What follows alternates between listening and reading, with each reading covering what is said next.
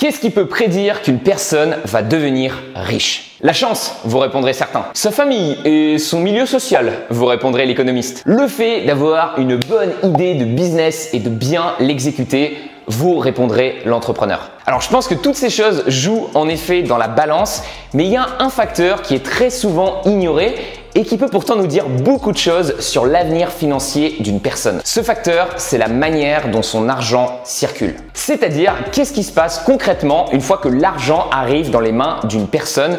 Où est-ce que cet argent va? Dans cette vidéo, j'aimerais qu'on voit ensemble 3 schémas qui représentent 3 manières différentes de gérer son argent. Et vous allez voir qu'en fonction du schéma que vous décidez de suivre, il va se passer des choses très différentes. Ces 3 schémas expliquent pourquoi, selon moi, certaines personnes ayant touché pourtant de grosses sommes finissent ruinées et pourquoi certaines personnes ne payant pas de mine se construisent une fortune. Je suis moi-même passé par les 3 stades et honnêtement, le jour où j'ai compris le fonctionnement du 3e schéma, celui des riches, ça a été un vrai déclic pour moi. Et c'est une des raisons pour laquelle je suis parvenu à investir un peu plus de 100 000 € dans mon portefeuille dividende en bourse à seulement 25 ans. Si comme moi, vous souhaitez gagner plus d'argent afin d'avoir plus de choix et plus de liberté dans votre vie, alors je pense que cette vidéo va vous être très utile.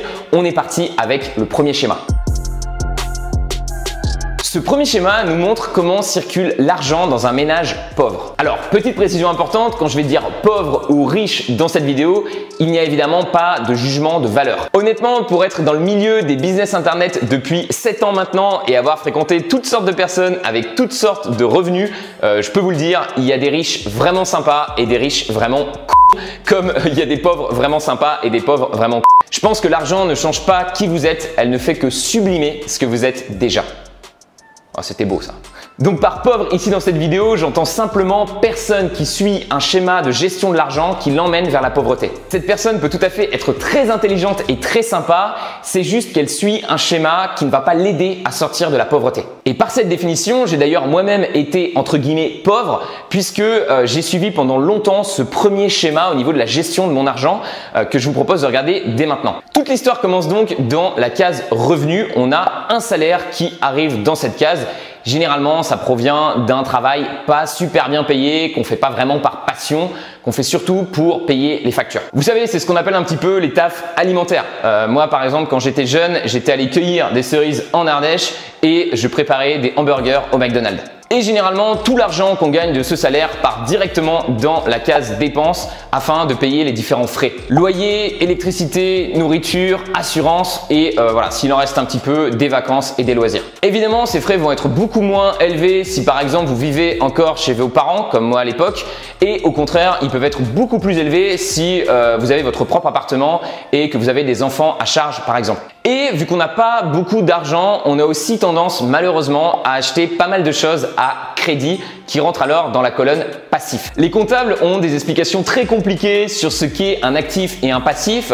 La définition simple que vous pouvez retenir, c'est qu'un actif, c'est quelque chose qui va mettre de l'argent dans votre poche tous les mois et un passif, c'est exactement le contraire, c'est quelque chose qui va sortir de l'argent de votre poche tous les mois. Donc les passifs qu'on a souvent, c'est le crédit à rembourser sur la maison, le crédit sur la voiture et aussi tout ce qui peut être crédit à la consommation pour des travaux, pour de l'électroménager, ce genre de choses. Ces passifs vont donc aller alourdir nos dépenses chaque mois et c'est ce qui fait que généralement, il ne va pas rester grand chose de nos revenus initiaux. Quand on est dans ce schéma-là, généralement, il ne reste absolument rien à la fin du mois et il est donc impossible d'utiliser l'argent pour acheter justement des actifs, des choses qui nous feraient gagner de l'argent. Pire, parfois, non seulement il ne reste plus d'argent à la fin du mois, mais on se retrouve même à découvert et on doit alors payer des frais supplémentaires, les fameux agios. Vous voyez que c'est vraiment un cercle vicieux qui fait que plus on est pauvre, plus on a des frais supplémentaires, plus on continue d'être encore plus pauvre. Comme disait Orelsan, tu achètes une voiture pour aller travailler, tu travailles pour rembourser la voiture que tu viens d'acheter.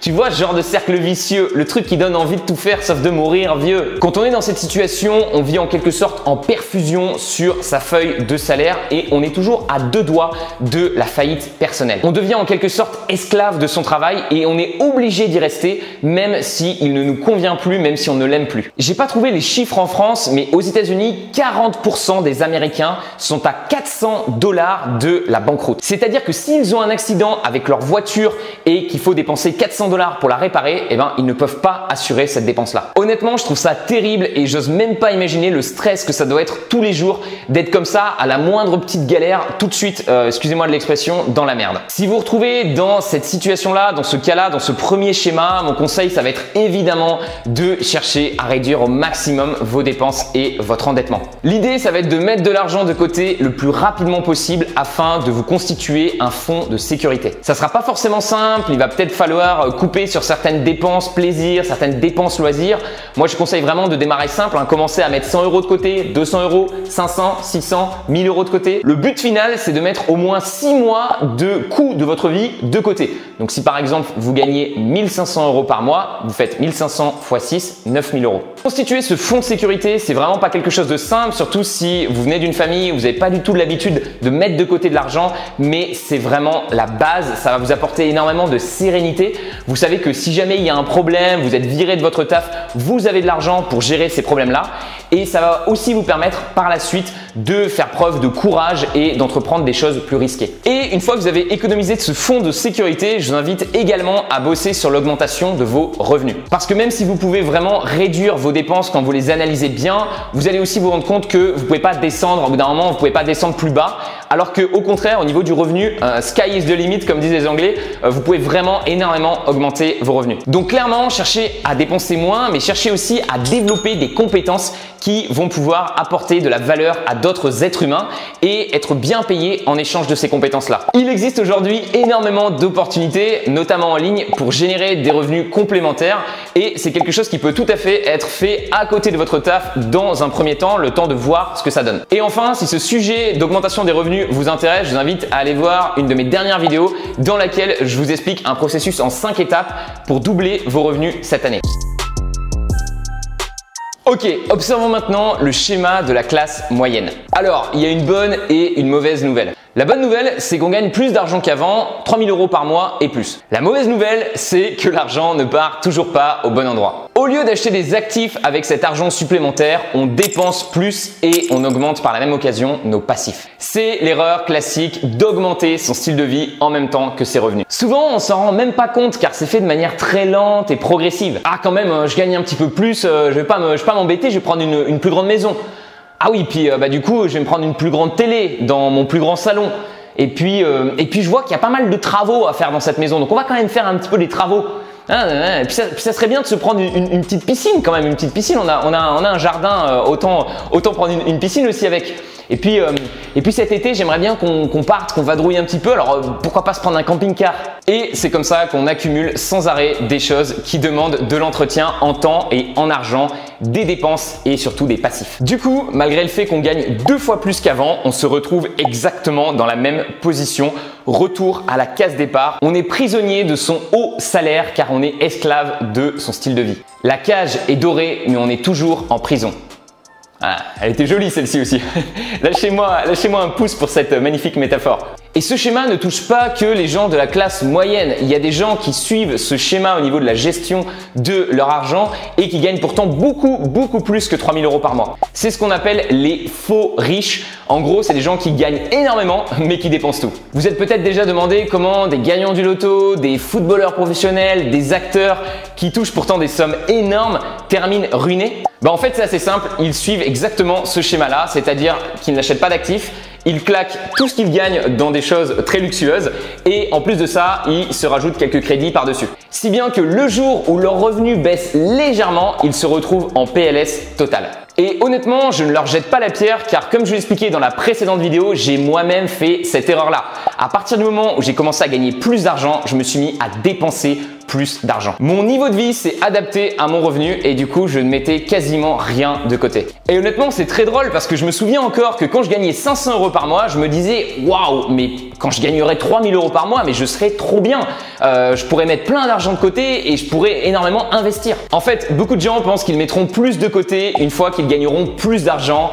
Mais dans la réalité, c'est très rarement le cas. Pour 99% des gens, plus d'argent, c'est simplement plus de dépenses car l'habitude d'investir n'a pas été mise en place et l'habitude de dépenser, elle est là depuis tout le temps. De manière consciente ou pas, on se dit ok, j'ai de l'argent, j'en ai un petit peu de côté, donc à quoi bon le garder, l'argent en plus, je vais simplement le dépenser. Donc, si vous êtes dans ce cas-là, comme moi il y a quelques temps, c'est-à-dire que vous gagnez beaucoup d'argent, mais à la fin du mois, il ne vous reste presque plus rien, je vais vous inviter à vraiment regarder avec attention vos dépenses. Vous devez toujours consommer moins que ce que vous produisez, c'est vraiment une règle universelle.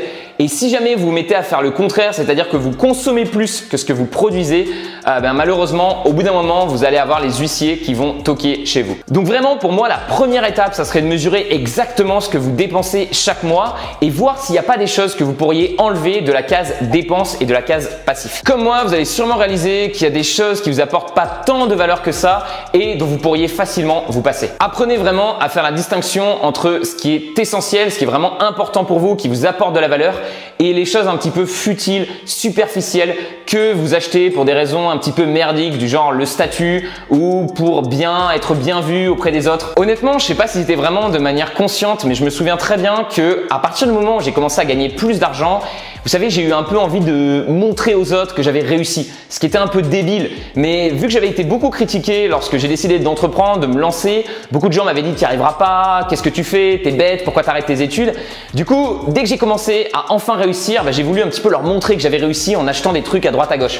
Et j'ai vite réalisé que c'était stupide. Les Américains, ils ont une expression que j'aime bien à ce sujet-là. « Buying shit you don't need to impress people you don't like with money you don't have ». Ce qui se traduit littéralement par acheter des merdes dont vous n'avez pas besoin pour impressionner des gens que vous n'aimez pas avec de l'argent que vous n'avez pas, le crédit. Lorsque vous réaliserez que les gens s'en foutent dans quelle voiture vous roulez et que vous pouvez être tout à fait aussi heureux en dépensant 2 fois moins, vous aurez résolu le problème de ce schéma numéro 2.